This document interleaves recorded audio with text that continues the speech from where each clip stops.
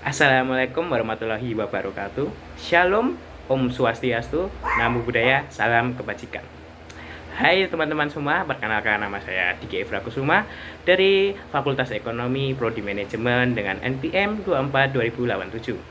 Pada kesempatan kali ini saya akan memaparkan sebuah materi yaitu Accounting in Action atau akuntansi dalam tindakan.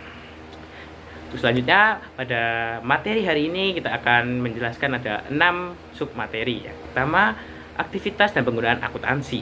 Lalu yang kedua ada siapa saja yang menggunakan data akuntansi tersebut. Lalu yang ketiga ada prinsip akuntansi. Yang keempat, asumsi dalam akuntansi. Yang kelima, persamaan akuntansi dan komponennya. Dan yang terakhir, yang keenam, laporan keuangan. Langsung saja kita masuk kepada materi yang pertama yaitu aktivitas dan penggunaan akuntansi. Di mana akuntansi sendiri terdiri dari 3 kegiatan dasar. Yang pertama yaitu pengidentifikasian, lalu yang kedua ada pencatatan, yang ketiga komunikasi. Yang dimana pengidentifikasian ini tersendiri kita mengidentifikasi bagaimana transaksi atau kegiatan ekonomi yang terjadi di dalam akuntansi. Lalu yang kedua kita pencatatan, di mana kita mencatat semua transaksi-transaksi yang ada pada akuntansi. Lalu yang ketiga kita mengkomunikasikan semua segala transaksi yang kita lakukan dan segala kegiatan ekonomi yang kita lakukan dalam akuntansi.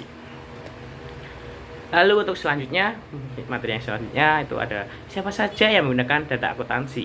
Nah, pastinya kita akan berpikir dan bertanya-tanya, sebenarnya data akuntansi itu sendiri siapa yang menggunakan?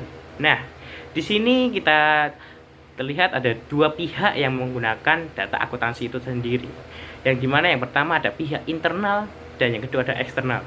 Nah, dari pihak internal itu sendiri itu ada pemilik dari perusahaan itu sendiri, pemegang saham, pegawai atau karyawan, dan manajer.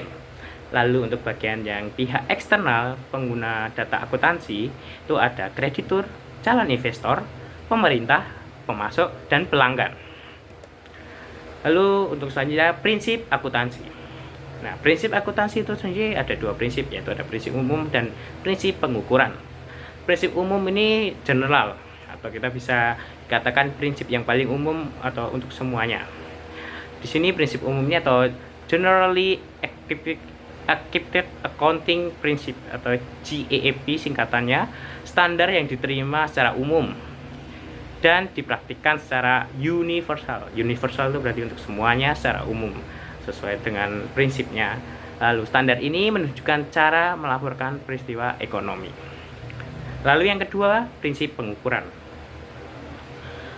Prinsip biaya histori. Yang pertama ada di dalam prinsip pengukuran, di mana menyatakan bahwa perusahaan mencatat aset berdasarkan biayanya.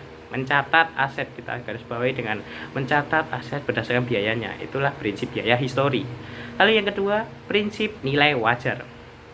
Menyatakan bahwa aset dan liabilitas harus dilaporkan pada nilai yang wajar. Harga yang diterima untuk menjual aset, atau melunasi liabilitas, di mana prinsip nilai wajar ini menyatakan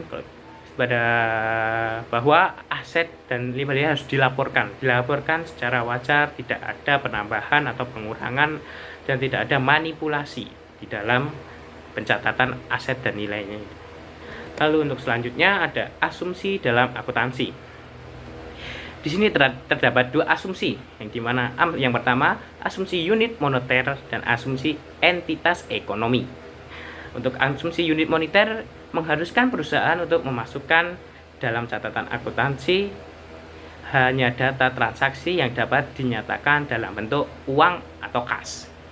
Lalu yang kedua, asumsi entitas ekonomi mengharuskan agar aktivitas entitas dipisahkan dan dibedakan dari aktivitas pemiliknya dan semua aktivitas ekonomi lainnya, di mana penekanan pada asumsi entitas ekonomi ini adalah entitas dipisahkan dan dibedakan dari aktivitas pemiliknya dan semua aktivitas ekonomi lainnya, yaitu ada kata pembeda, di mana kita membedakan aktivitas dari kegiatan ekonomi ini.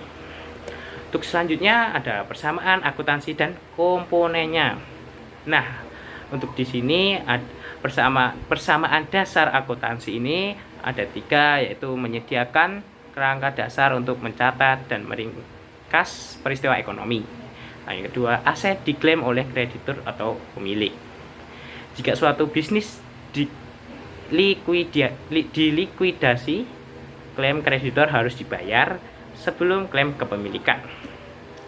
Ini dibagi menjadi ada 3, yaitu ada aktiva, kewajiban, dan ekuitas pemilik.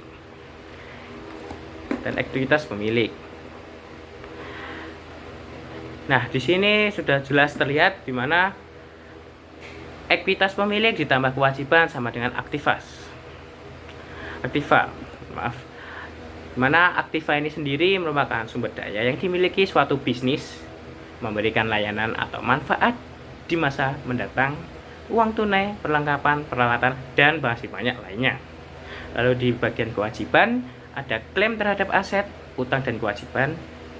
Yang kedua ada kreditor, pihak yang diberi utang uang, utang usaha, wesel bayar, gaji atau upah kerja, dan masih banyak lainnya. Lalu untuk yang ekuitas pemilik, itu merupakan klaim kepemilikan atas total aset, disebut sebagai ekuitas residual, investasi oleh pemilik dan pendapatan, lalu gambar dan biaya. Lalu untuk materi selanjutnya ada laporan keuangan. Nah, pada materi yang terakhir ini adanya laporan keuangan merupakan perusahaan menyiapkan 4 laporan keuangan, di mana laporan keuangan ini sangat penting untuk melaporkan segala kegiatan ekonomi dalam perusahaan. Nah, dari perusahaan itu sendiri menyiapkan 4 laporan keuangan. Yang pertama adalah laporan laba rugi, laporan ekuitas pemilik, neraca, dan laporan arus kas. Untuk laporan laba rugi sendiri itu merupakan laporan pendapatan dan pengeluaran untuk periode waktu tertentu. Pastinya untuk sebuah perusahaan harus mencatat bagaimana mereka mendapatkan pendapatan dan pengeluaran yang dilakukan setiap periode waktu-waktu tertentu sesuai dengan perusahaan. Lalu mencantumkan pendapat terlebih dahulu diikuti pengeluaran, di mana laporan ini juga harus ada pencantuman pendapat terlebih dahulu sebelum ada pengeluaran. Lalu yang ketiga, menunjukkan laba atau rugi bersih, di mana di perusahaan kita harus tahu apakah perusahaan ini memiliki laba bersih berapa dan rugi berapa. Kan kita tidak tahu bagaimana perusahaan ini berjalan, apakah perusahaan ini berjalan terus akan menghasilkan sebuah laba atau keuntungan itu, atau malah menjadi rugi bagi perusahaan itu sendiri. Lalu tidak termasuk transaksi investasi dan penarikan antara pemilik bisnis dalam mengukur laba bersih, di mana pada laporan laba rugi ini tidak mencantumkan atau tidak masuknya transaksi investasi dan penarikan oleh pemilik bisnis atau pemilik perusahaan itu dalam mengukur suatu laba bersih di dalam hasil laporan laba rugi. Lalu laporan ekuitas pemilik, di mana laporan ini merupakan melaporkan perubahan ekuitas pemilik untuk periode waktu tertentu, periode waktu yang sama dengan yang dicakup dalam laporan laba rugi. Ini merupakan bagian dari laporan laba rugi juga, yang mungkin bisa lebih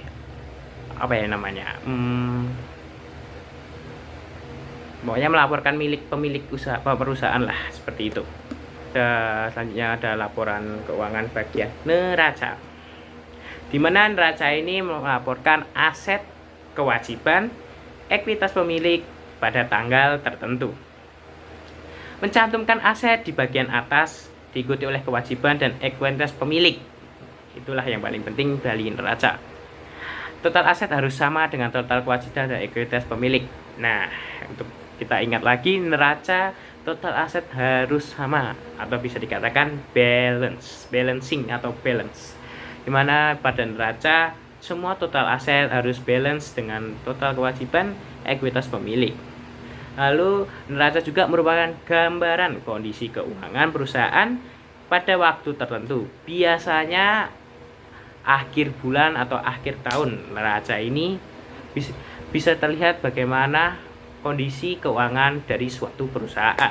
Kita bisa lihat dari neracanya apakah dia balance atau apakah dia rugi, apakah dia laba, kita tidak tahu. Makanya kita dilihat dari laporan keuangan neraca. Lalu yang terakhir, laporan arus kas. Ini merupakan informasi tentang penerimaan dan pembayaran kas untuk periode waktu tertentu.